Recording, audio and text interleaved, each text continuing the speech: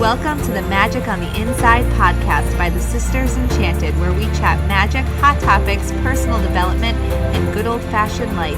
Brew up something delicious and sit with us for a spell.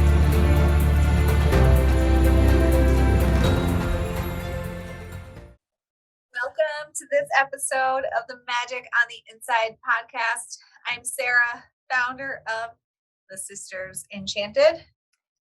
I'm Anna, co-founder of the Sisters Enchanted. Hi, you are. Hi. Listen, if you're new here and stumbled upon this, we have been making magic at the Sisters Enchanted since 2016 and bringing classes and community online for the masses. And if you are new, welcome in. Welcome to the jungle. Welcome to the jungle. The magic jungle. And also, blessed, almost not quite, Lughnasadh. Say that word 3 times fast. Lughnasadh, Lughnasadh.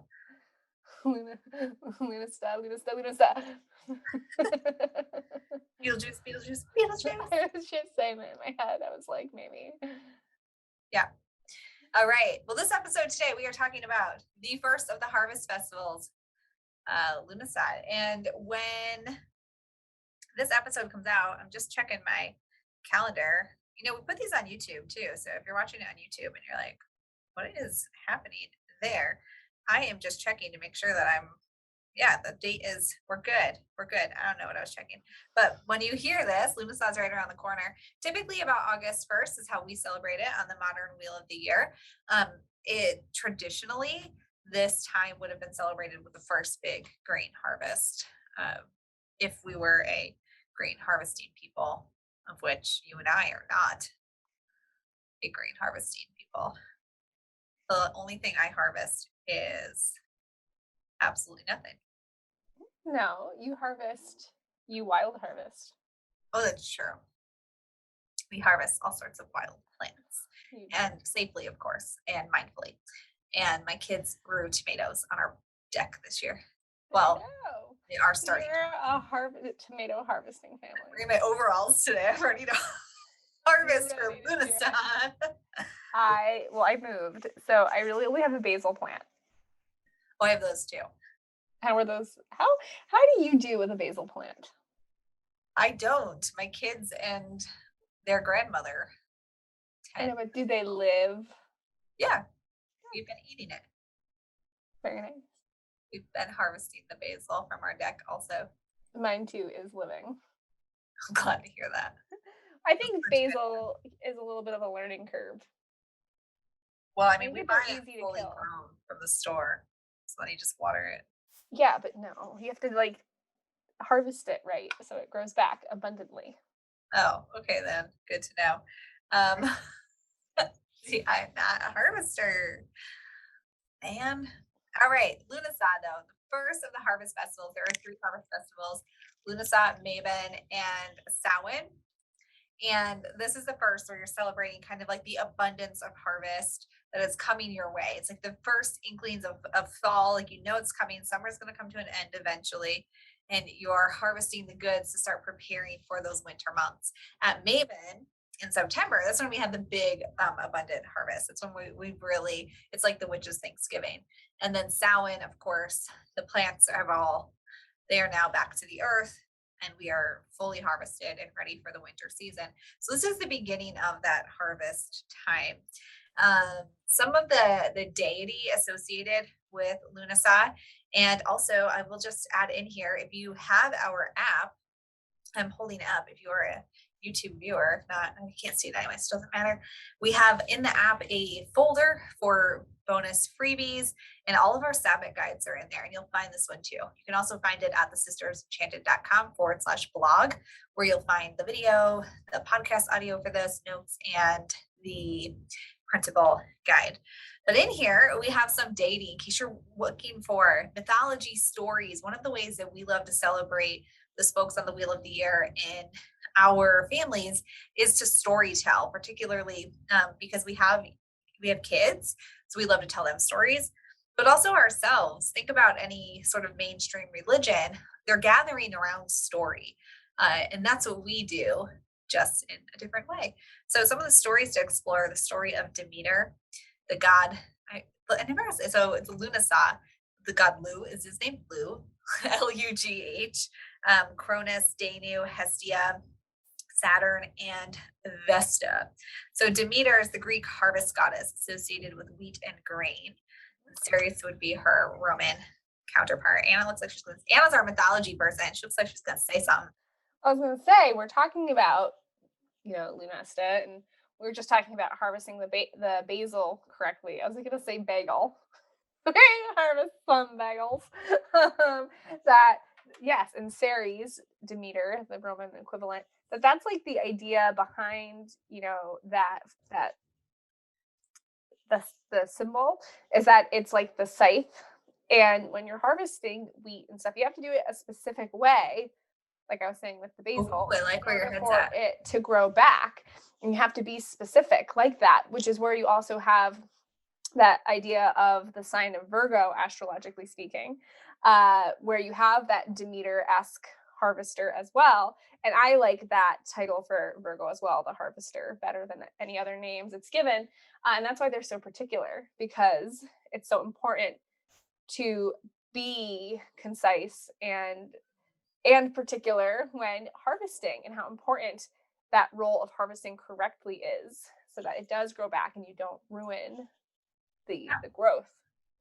Any stories about agriculture, preparation, nurturing, tending to a harvest so that growth does re recur? And you Those also, stories. yeah, well, you talked about, you just said Vesta too, and like Vesta watching over the flame and making sure that the hearth and home are always, lit and glowing and warm and investing in that. So Vesta, investing. And then you have Ceres, Demeter, that idea of investing in the harvest, in the agriculture. So yeah. Mhm. And that's One also of why you love it because Vesta is the one that looks like a little flame. The symbol looks like a little flame, uh-huh, just like Ceres is the scythe. Yeah. so good. So good. See, Anna is a body of knowledge. Some And sort of body of encyclopedia abundance. with blue eyes and legs and hair I do that have legs. walks around and What tells the things. is that movie? What's that movie? You're like Romeo and Michelle high school reunion quoting right here. When it's what Janine Garofalo is talking to Romeo and Michelle, and she's like, "Look at you walking around on your legs with long legs, your hair, flipping your hair." Oh my gosh, that would totally be me. It's like looking at somebody and being like, look at you with those legs and the hair. What's funny is that I don't have particularly long legs. I have actually quite short legs. And Sarah's hair is like voluminous and has that little curl to it. Mine's just like flat. You see how many times I like do this because it's the only way to make it not flat. Oh my gosh, we're in such a tangent right now, but I have really short legs, like super short. And also my hair is not that voluminous. My doctor took one look at it and she was like, is your hair falling out? It's like, no, but thanks. My hair is falling out regularly. Thanks for noticing that thing that I don't think is happening. But yeah, because you had your the postpartum stuff. Anyway, Lunasaw. So some things to celebrate because it is the heat of the summer still here in the northern hemisphere, and also the first of the grain festival. Now, if you're a person who does not eat grains, that's okay. You can still honor the harvest and the grain deity because the story really is, like Anna said, cutting and harvesting in a way that allows for more growth. Because remember, we have the biggest of the harvest in September, the biggest of the harvest festivals. But one of my family's favorite thing to do, pretty much like any time of the year, but at this time in particular, is to make bannock bread. Now it's super easy, and we've made it two different ways. I've made it on like a sheet pan in the oven, but our preferred way is to make it over a fire. And we have a recipe for it. You can just Google it, but we have a recipe in our Sabbath guide, in the app, or on our blog, whichever one you're looking at. Really, all you And you need is can't see the flour. app. Yeah, there it is. So pretty. Flour, baking powder, melted butter, water, and salt. So stuff most, if you're a flour eating person, most of us have these things in our homes. And all you do is you mix it together. So until it forms like a ball. And then if you're cooking it outside, which is what we love to do, you just take like a chunk of it and like make it um, not from a ball, but like stretch it out and wrap it around the end of a stick and then cook it over a fire. You can dip it in the melted butter and put cinnamon sugar on it or like dip it in marinara sauce or something like that. But yeah, and it's just delicious, but it's a grain type food and or flour, in the grain harvest. And it's just a really cool way to, I think, um, make something. And then what you can do with it is actually the more fun part is to carve like an intention or a word in it with like a toothpick or a sigil or something. And if you make it flat, big and flat on a cookie, like a big cookie sheet, and put it in an oven, just like tap it down really fat, really, really flat, you can really then like carve or write something in it, or like draw a picture of something like a heart or, a moon or sun or grain or flower. Sunflowers, an amazing way to incorporate some of this harvest energy. Mhm. Mhm. Anna, you got any other ideas? No, I was just wondering, um, when you were saying if you're like a grain-free family, I wonder if you can make this with some oat flour, because oats tend to be gluten-free, but you can also get them gluten-free, or buckwheat Mm. flour. That we've been at events with like a group of people making it over a bonfire where there was a gluten-free version available, like already made. I mean, I have not personally made one, but I know that you can. So I don't know how to help with that though. I've got no suggestions. Well, I just had 2. So if somebody tries them, they can let us know.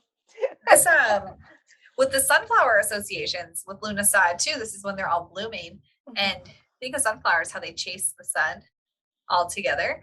Another thing to remember here is that when with this first harvest energy, it's really about abundance because you're doing the things to make sure that you're going to be abundant and sustained all through the winter. So this is a perfect time to do some abundance work, um, to prosperity work. If you're looking to call some money into your life, this is a great time for that. We actually have an abundance tarot spread too that might be, I'm sure it's in our app actually. Our app is so good. Have I mentioned we have an app? I know I It is mentioned it. so good. I'm looking right now to see if it's in there. It's Uh, so pretty. abundance spread. There it is.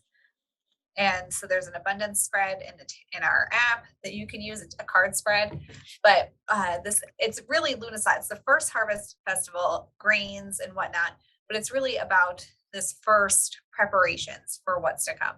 Because when we look at the wheel of the year, that's what it is. It's a cycle. Everything's moving. There's always something coming next, and sort of preparing for what is coming next. And over these 3 harvest festivals, you're preparing for the dark months of winter. So what do you need to charge up with that solar energy? What do you need to be prosperous in? What do you need to fuel yourself with in order to go into the dark months that hit us come November? Mhm. This is that first festival. Yes, I love that idea too of, you talk about sunflowers, and yes, they chase the sun and all these things, but then there becomes a time too in the life of the sunflower when it starts to dry up where you can harvest all the sunflower seeds to either prepare for growing more sunflowers or to dry to eat or to make sunflower butter, which can help you have things that you need during the cold months. Mhm. Oh my gosh, you started saying sunflowers and chasing the sun, and in my head I was like, maybe inside I'm a sunflower. But then you talked about how they die and you take all the seeds and mash them into sun butter, and I was like, maybe I'm not a sunflower. What's wrong with sun butter? Well, I think I like it better if I'm like an eternal sunflower that doesn't get mashed with sun butter and eaten.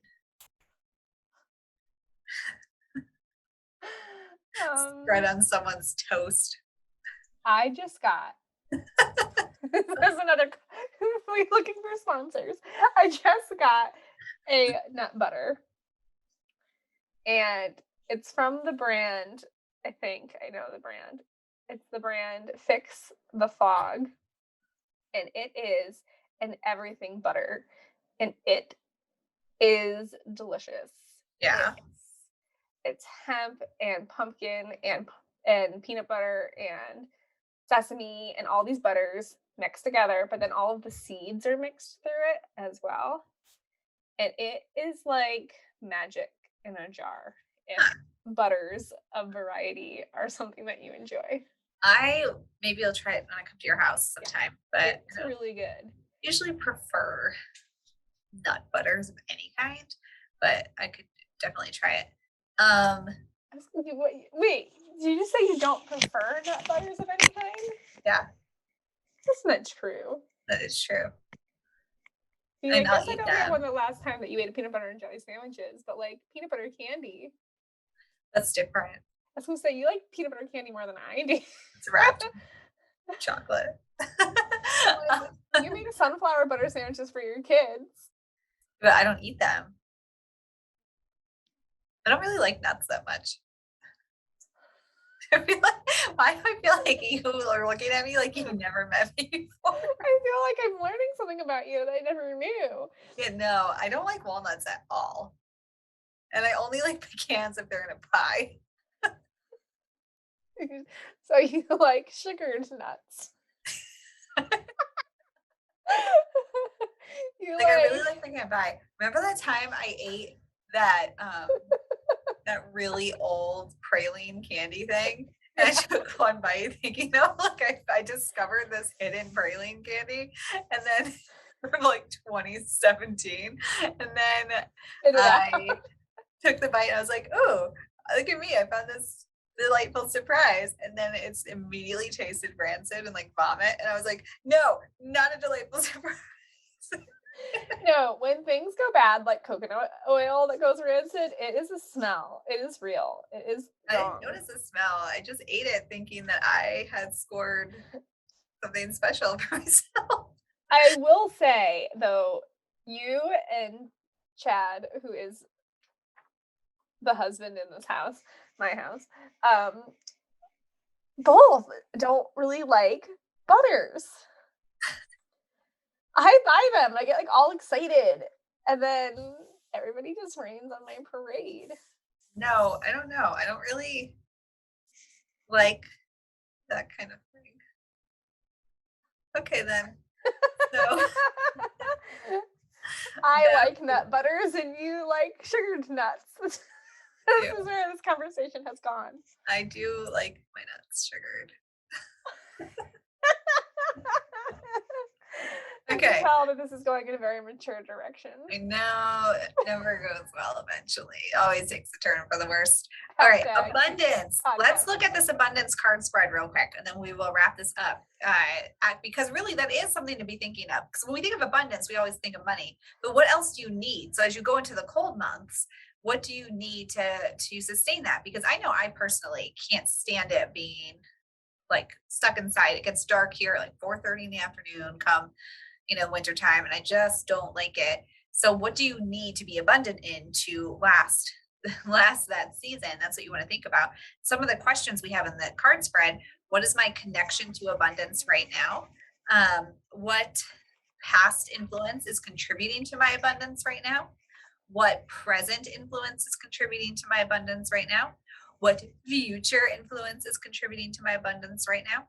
And what area of life is your abundance energy best focused on right now? And something that our holistic witchery students are going through right at this moment is the energy units, the classes. And that's where we talk about integrating your intention into your everyday. So if you've been focusing on some intention around abundance, but just not bringing it into being, use this spread and really consider like, what is your energy around that?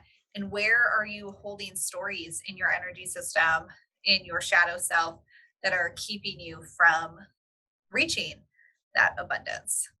Perfect time to dive into that. I'm digging the aesthetic of this old school tarot spread of ours. And you Like, saw sunflowers in the background. I think you updated it at some point. I don't think I did. It You doesn't look definitely like did because it had, I promise it had sunflowers. I it made it doesn't myself. look like my work. There's a video on YouTube of me talking through that. Circa. Yeah, Not now. because where it says abundance spread, it has that like graphic situation where it looks like the word is glowing. And I don't do that. Oh, So this is well, somebody so else's work. it used to have sunflowers because I made it myself and I made a video and it's on YouTube from a few years back. Well, somebody can go find that. So And if you go on or- YouTube and you find it, email us. We'll send you a sticker. I said it. Someone's gonna be mad at me about this. Someone in my family or my customer service team is gonna be like, "Why did you do that, Sarah?" But you have to tell us why. If you just send an email and be like, "I found a sticker thing," And then if you're He's the like- team member that changed the abundance spread, you tell us now which one of you it was, because it wasn't me. had to be Christina. If she does that glowy thing. Oh, you gotta send a screenshot. There you go. Proof is in the pudding. You gotta go to YouTube, find it, send a screenshot. We'll send you a Sisters Enchanted sticker. There you go. Okay, then. Okay. All right. So you can find this at thesistersenchanted.com/blog. It's where you can find the Sabbath guide and some notes. Also in our app. Download the app from the App Store, wherever you get your apps from, and you can find the guides and the tarot spread in there as well. What else we got going on right now? Tarot Throwdown. Get in on that goodness, tarotthrowdown.com. What better way to explore tarot than with an abundance spread and learn it in Tarot Throwdown at the same time? All true things. All right, everyone. Well, Merry blessed Lughnasadh to you. And until next time, We hope you have an enchanted rest of your day ahead. Bye.